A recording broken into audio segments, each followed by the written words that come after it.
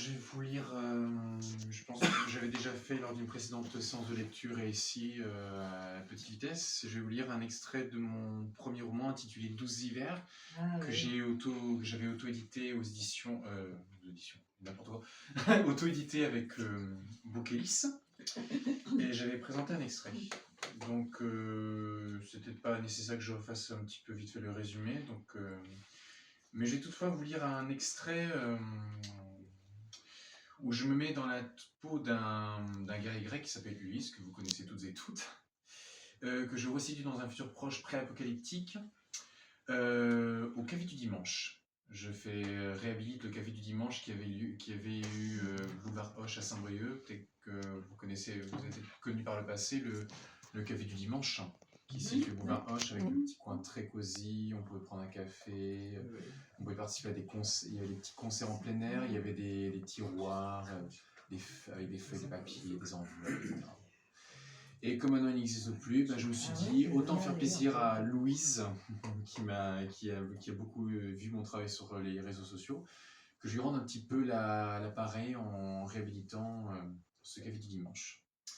Et donc je mets Ulysse en, comment dire, je fais confronter une leçon de littérature avec un certain André, qui était un ancien éducateur auprès d'enfants handicapés à l'hôpital du jour de Saint-Brieuc. Et que moi, comme j'étais à l'hôpital du jour dans mon enfance pendant plusieurs années. Avec l'aide d'une clé, André ouvrit l'armoire sur des livres aux côtes jaunies et blanches. Je servis la bière de monsieur, respirant la senteur aigre de la mousse débordant du verre. Je n'attendais pas de merci. Je bloquais à cette définition d'un mot à l'horizontale. Bras de mer servant de liaison entre deux étendues d'eau. Je passais mon tour. André revint au comptoir, un livre maigrement épais dans la main. Je restais concentré, la tête penchée vers le carré quadrillé de cases blanches et noires, tel un plateau d'échecs. On aurait dit des cubes de neige en mosaïque. Les cases noires formaient un semblant d'ébauche abstraite, une créature démembrée. Cette image me fit sourire. Durant mon règne, je considérais mon vaisseau à la manière d'un dragon. Les autres définitions me parurent faciles. Petit à petit, je me prélassais vers la gloire, à remplir toutes ces cases afin de combler le vide. Je ne me laissais pas perturber par le vacarme du au-dehors. La neige immobile, le blizzard, le crachin coinçant les HLM et les pavillons, la caisse primaire d'assurance maladie où une file d'attente monstre peinait à tenir sur ses pieds en attendant de réclamer des indemnités. Y aurait-il une indemnité à la souffrance tant qu'on y était? Ah, Marguerite Duras, fit André pensif. Quel rapport y aurait-il entre attendre la mort et ce étrange... Oula, faudrait que je corrige ça. Bon, bref, franchement. Connais-tu ce livre? André le posa face à moi. Le ravissement de Lolvestein. A priori, c'était un roman. Rien de plus banal. Non, pourquoi? Répliqua-je sceptique. C'est ta première femme? Très drôle. Non, figure-toi que, d'habitude avide d'alcool, elle a écrit ce livre sans boire. C'est le premier livre que j'ai lu d'elle. J'ai beaucoup aimé. Tu devrais essayer. T'es sérieux? Drôle de femme.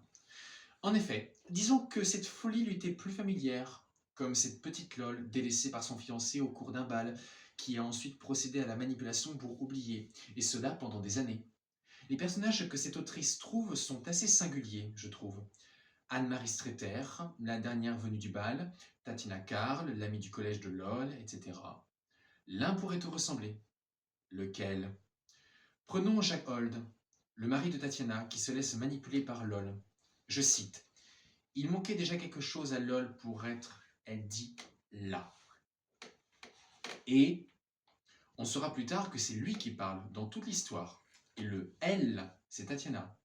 Toi aussi, il te manque quelque chose pour être ici. Je n'osais pas lui demander la nature de ce manque. Cependant, de manière imperceptible, oui, il me manquait quelque chose. Ma femme et mon fils. Tous deux morts-vivants dans une cellule de pénitencier, au beau milieu d'un dédale vide d'humanité. Une erreur de vie. Pas la peine de me le dire, je connais déjà la réponse, rétorquai-je. Tu es sûr de toi? À quoi tu joues là? Tu crois que j'ai envie de plaisanter? Si c'est ça, tu connais la sortie. Mon regard torve lui fit froid dans le dos. Immédiatement, je compris son petit jeu malsain, sa façon mielleuse de me présenter carte sur table ses motivations pour moi et ma famille. C'était, en fin de compte, un usurpateur de bonne foi, un charlatan de première classe, un péteux, comme on en voyait affiché sur les recoins de banques, des kebabs et des petits commerces halal. Je me rappelais la virée que j'avais faite la semaine précédente, une nuit, histoire de me divertir.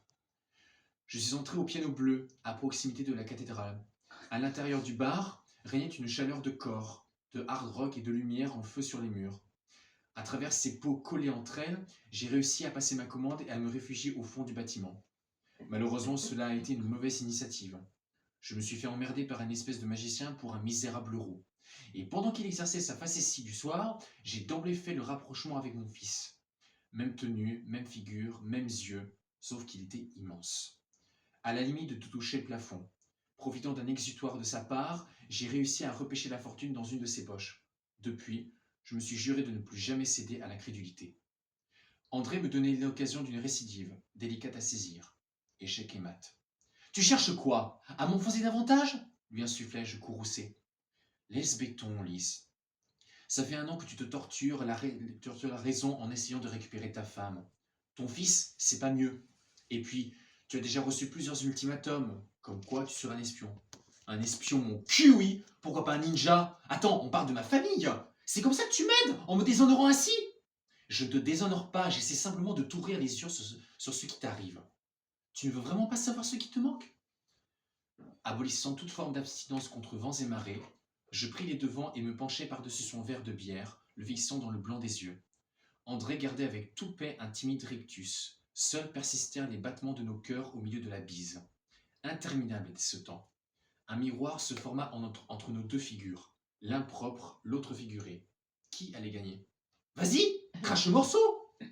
Au fil des secondes, je perdis le contrôle. Alors j'empoignai André par le col. Il laissa son verre de bière tomber par terre, sur un large diamètre pailleté de bris. Le retraité prit peur et peina à maintenir son souffle. Je ne le quittais pas de mes pupilles noires d'irascibilité au moment d'enjamber le zin. Je serrai davantage jusqu'à la strangulation. Le sang allait se déverser. Tant pis pour les péchés. Tant pis pour la destitution de mes multiples gloires. J'ai eu de l'amour, de la vengeance, de la compassion, de la beauté, de la gloire, de la trahison, tout! Lui hurlai-je en pleine gueule. Tu penses mériter meilleur amour de la part de ta famille, toi? Tu penses mieux gagner ta vie que les autres? Putain, mais regarde-toi! Regarde-moi! Regarde autour de toi! Tu vois pas ce qui se trame? Y a rien que de la mouise, et toi, qu'est-ce que tu fais? T'en profites! Tu baisses, tu fumes, tu picoles comme tout le monde! T'as une belle vie! Moi, je n'ai plus rien. J'ai que ce café du dimanche de merde. Que demander de plus en attendant de crever, hein? Dis-moi! Totalement livré à ma fureur, je m'emparai d'une bouteille vide de vin blanc. J'avais la rage entre les molaires, la musculature tendue et gonflée. André était terrifié. Je brandis mon arme haut dans le ciel cloisonné, prêt à marteler fort, très fort. T'as 10 secondes pour me répondre. Mon bras de passage à l'acte commença à trembler. Traîner mon poids aggraverait les choses, l'équilibre du monde. J'incarnais la position d'Abraham s'apprêtant à sacrifier son fils Isaac, unique fruit d'un amour chétif avec Sarah, ou Hercule tuant l'hydre de Lerne. Mais cette fois, les têtes seraient définitivement tombées à mes pieds sans repousser.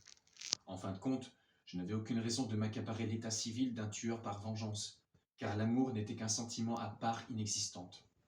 On est prêt à tout par amour. Je le sais.